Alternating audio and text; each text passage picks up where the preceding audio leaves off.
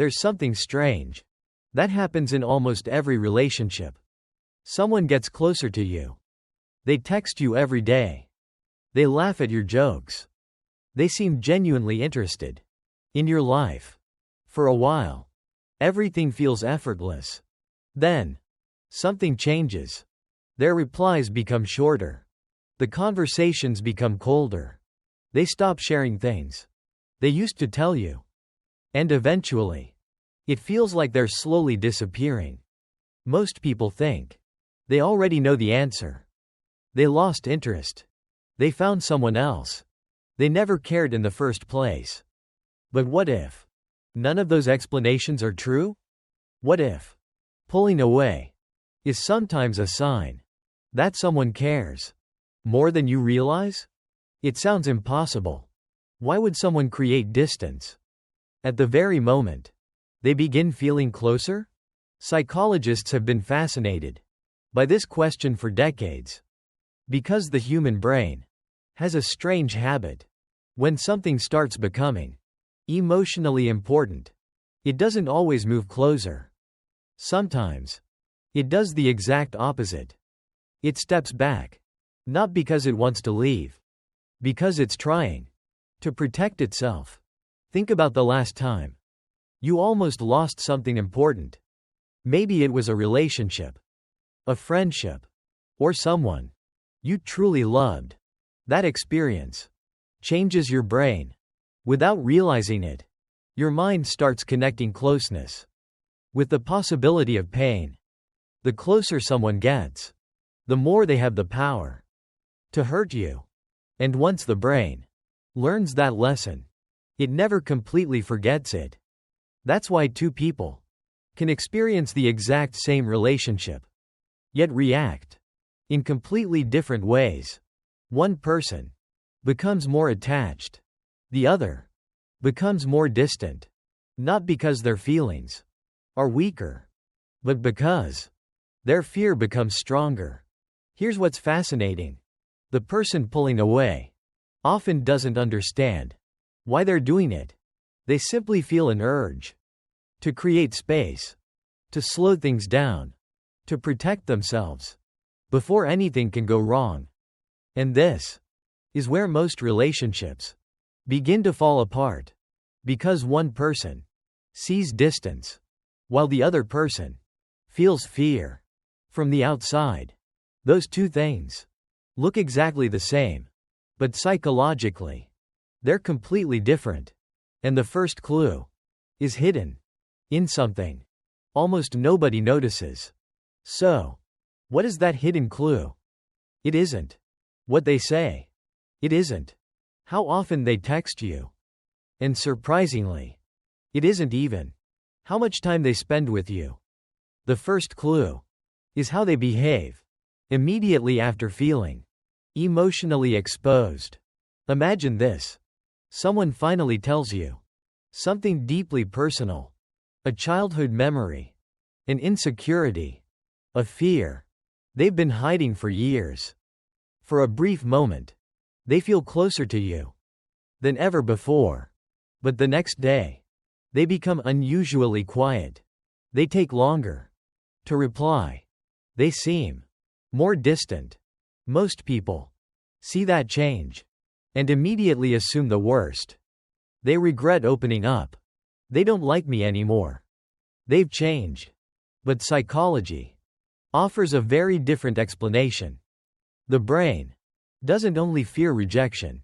Sometimes it fears intimacy itself. Because intimacy creates vulnerability.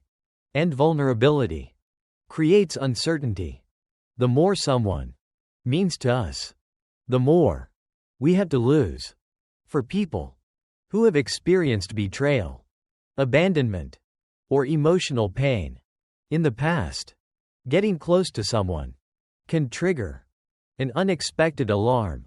Not because the other person is dangerous, but because the relationship has become important, and importance creates risk. The brain begins asking questions. What if they leave?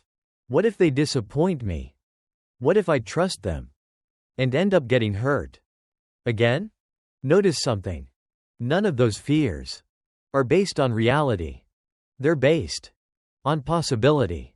The brain isn't reacting to what is happening. It's reacting to what might happen. That's why some people unconsciously create distance before anything bad has even occurred. To them, distance feels safer than disappointment. And here's where relationships become confusing. The person creating distance believes they're protecting themselves. The other person believes they're being pushed away. Neither of them understands what's really happening. Both begin making assumptions. One becomes quieter. The other starts chasing. One needs space. The other demands reassurance. Without realizing it, they're feeding each other's fears. And the relationship slowly becomes exactly what both people were trying to avoid. But there is one behavior that reveals whether someone is truly losing interest or simply struggling with emotional closeness. And once you notice it, you'll never confuse the two again. So, how can you tell the difference? How do you know whether someone is slowly leaving your life or simply struggling with the fear of getting too close? The answer isn't found in the distance they create. It's found in what they do after creating it. Someone who's losing interest keeps moving farther away. The conversations become shorter. The effort slowly disappears. And eventually, they stop looking back. But someone who's afraid of emotional closeness does something completely different. They pull away. But they never completely let go. Even while creating distance, they still check your messages. They still remember small details about your life. They still find little reasons to come back. Sometimes they send a random message after days of silence. Sometimes they react to your story without starting a conversation. Sometimes they disappear only to return as if nothing happened. To most people, that behavior feels confusing, even contradictory. But psychologically, it makes perfect sense. One part of them wants connection. The other part wants protection.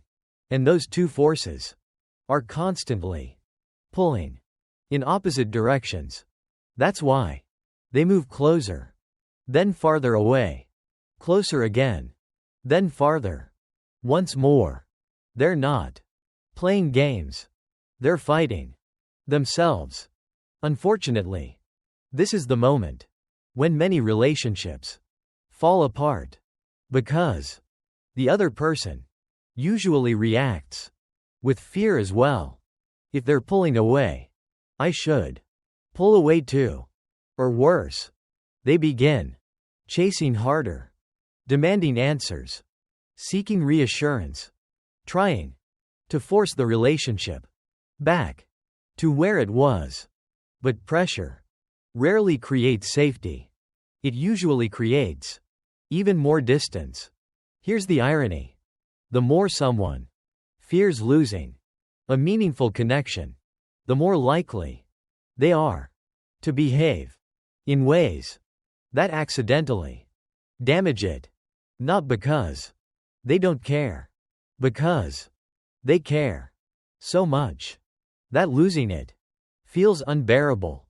That's why understanding this pattern matters. Not so you can excuse unhealthy behavior. Not so you can chase someone who's already gone. But so you don't mistake fear for a lack of feelings. Sometimes distance is exactly what it looks like. Someone has moved on, but other times, distance is simply the language of someone who has never learned how to feel safe when they're deeply connected to another person. And perhaps the next time someone suddenly becomes cold, instead of asking, "Why are they pushing me away?" ask yourself a different question. What are they trying to protect? Because sometimes the greatest obstacle to love isn't the absence of feelings, it's the fear of what those feelings could eventually cost.